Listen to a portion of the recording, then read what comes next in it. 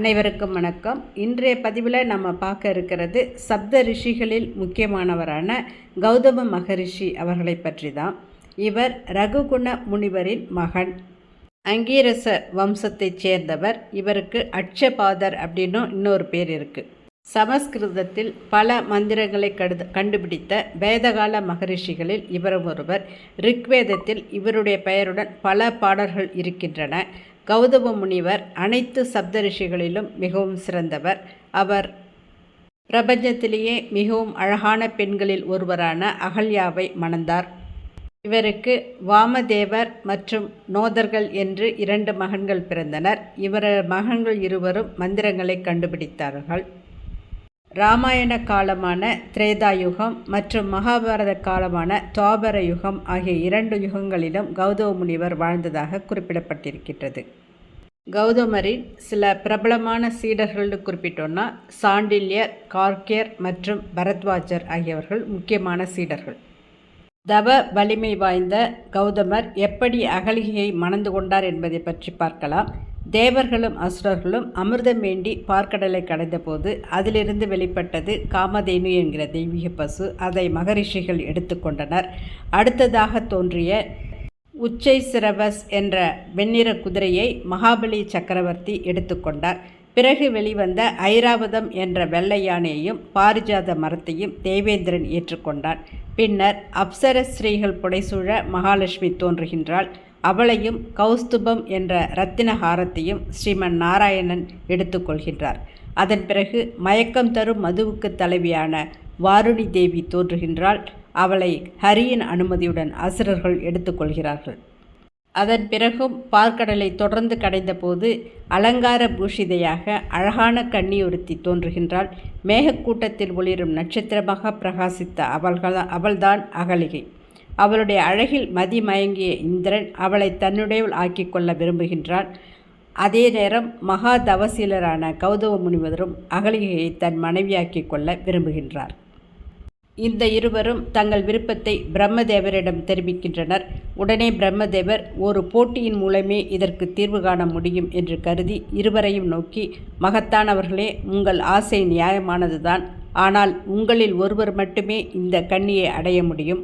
நான் கூறும் நிபந்தனையை ஏற்று யார் அதை முதலில் நிறைவேற்றுகிறீர்களோ அவருக்கே இவள் உரியவள். உங்களில் யார் முன்னும் பின்னும் முகம் கொண்ட பசுவை கண்டு அதை 3 முறை வலம் வந்து வணங்கி முதலில் என்னிடம் வந்து தக்க ஆதாரத்துடன் சொல்கின்றீர்களோ அவரே இந்த அகலிகைக்கு மாலை சுட்ட தகுதியானவர் என்று கூறுகின்றார். அதை கேட்ட தேவேந்திரன், முன்னும் பின்னும் முகம் கொண்ட பசுதானே, நான் இப்பொழுதே புறப்பட்டு உலகிலும் எந்த இடத்தில் இருந்தாலும் கண்டுபிடித்து இந்த அழகியின் கரம் பற்றுகின்றேன் என்று கூறி தனது மேக வாகனத்தில் ஏறி உலகங்களை சுற்றி வர புறப்படுகின்றார்.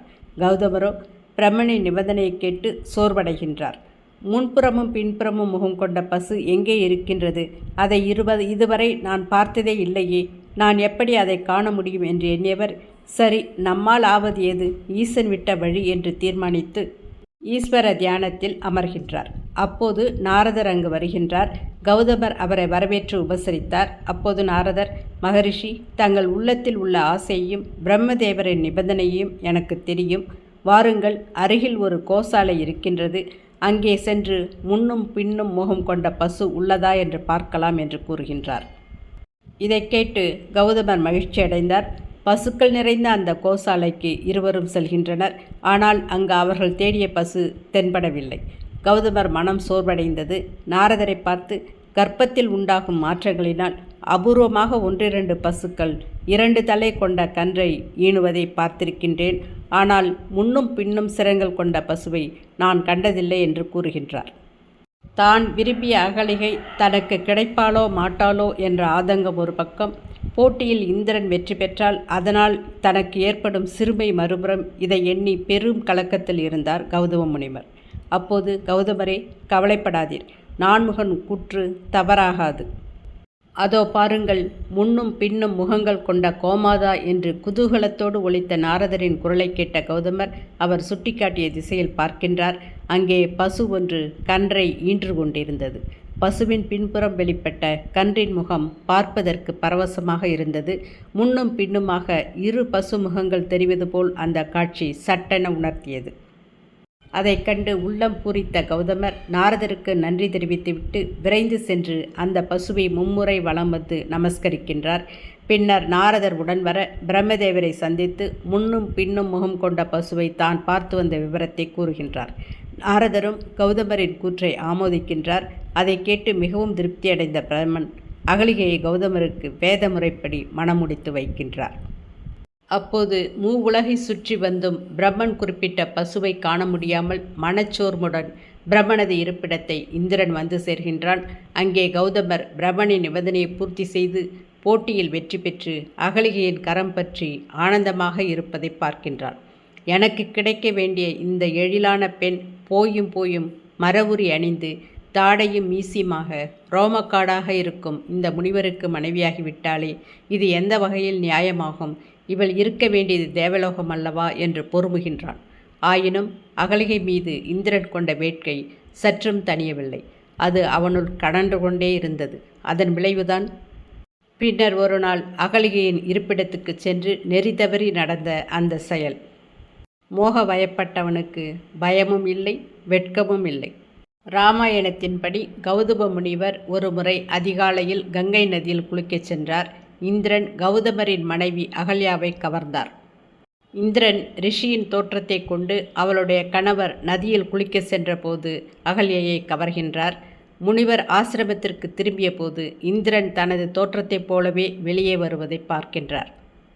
கௌதமர் அகல்யாவையும் இந்திரனையும் அவர்களின் செயலுக்காக சபிக்கின்றார். சாபத்தினால் அகல்யா கல்லாக மாறுகின்றாள். இந்திரன் உடல் முழுவதும் 1000 பெண் உறுப்புகள் தோன்றும்படி சபிக்கின்றார். பயங்கரமான சாபங்களை உச்சரித்ததன் விளைவாக கௌதம முனிவர் நீண்ட வருட தவத்திலிருந்து பெற்ற அசாதாரணமான சக்தியை இழக்கின்றார். தனது சக்தியை மீண்டும் பெற அவர் தனது ஆசிரமத்தை விட்டு வெளியேறி இமயமலைக்கு செல்கின்றார். கௌதம மகரிஷி வாழ்நாள் முழுவதும் பல நூல்களை எழுதியுள்ளார். அவற்றில் தர்மசூத்திரம் மிகவும் முக்கியமான படைப்பாகும். தர்மத்தின் தோற்றம் இது சட்டத்தின் உண்மையான மூலத்தை பற்றி பேசுகின்றது. பிரம்மச்சாரியா என்பது மாணவர்களின் நடத்தை விதி, பொது விதிகள் மற்றும் ஒழுங்குமுறைகள், ஆசிரியர்களின் நடத்தை விதிகள் பற்றி விவாதிக்கின்றது. வாழ்க்கை நிலைகள் பற்றி ஒரு மாணவர், துறவி மற்றும் துறவியின் வாழ்க்கை பற்றி குறிப்பிடுகின்றது. வீடு, திருமணம் மற்றும் சமூக வாழ்க்கை, 4 சமூக வகுப்புகளுக்கு இடையிலான தொடர்பு மற்றும் அவர்களின் வேலைகள், வரி விகிதங்கள் மற்றும் வரி வசூல், சொத்துரிமைகள் பற்றி குறிப்பிடுகின்றது. நீதித்துறையை பற்றி மன்னரின் கடமைகளும் நீதித்துறை செயல்முறைகளும், பொதுமக்கள் மற்றும் குற்றவாளிகளிடமிருந்து பிரிக்கப்பட்ட பிரிவுகள், தீர்ப்பு விசாரணைகள் மற்றும் சாட்சிகள், ஒப்பந்தங்கள், தண்டிக்கும் கருத்து ஆகியவற்றை குறிப்பிடுகின்றது. மேலும் தனிப்பட்ட சடங்குகளான இறுதிச் சடங்குகள், வீட்டை சுத்தம் செய்தல், முன்னோர்களுக்கான சடங்குகள், சுயமாக ஓதும் வேத மந்திரங்கள், திருமணம், விவாகரத்து மற்றும் குழந்தை பராமரிப்பு விதிகளை பற்றியும் குறிப்பிடுகின்றது. தண்டனை மற்றும் பரிகாரம் பற்றி குறிப்பிடும்போது தேடல் மற்றும் பறிமுதல், விலங்குகளை வெட்டுவதில் ஈடுபட்டதற்கான தண்டனை, துரோகம், விபச்சாரம் மற்றும் பல்வேறு வகையான பிராயச்சித்தங்கள் பற்றியும் குறிப்பிடுகின்றது. சட்டம் மற்றும் மரபு பற்றியும் குறிப்பிடுகின்றது. நாடு முழுவதும் இவருக்கான ஆலயங்களும் ஆசிரமங்களும் சிறப்பாக செயல்பட்டு வருகின்றது. குறிப்பாக திரியம்பகேஸ்வரில் இவருக்கான ஆலயம் இருக்கின்றது. தமிழ்நாட்டில் திருவண்ணாமலையில் கிரிவல பாதையில் கௌதம முனிவருக்கான ஆலயம் இருக்கின்றது. இந்த பதிவு உங்களுக்கு பிடிச்சிருந்ததுன்னா லைக் பண்ணுங்கள், ஷேர் பண்ணுங்கள், சேனலை சப்ஸ்கிரைப் பண்ணுங்கள். நன்றி, வணக்கம்.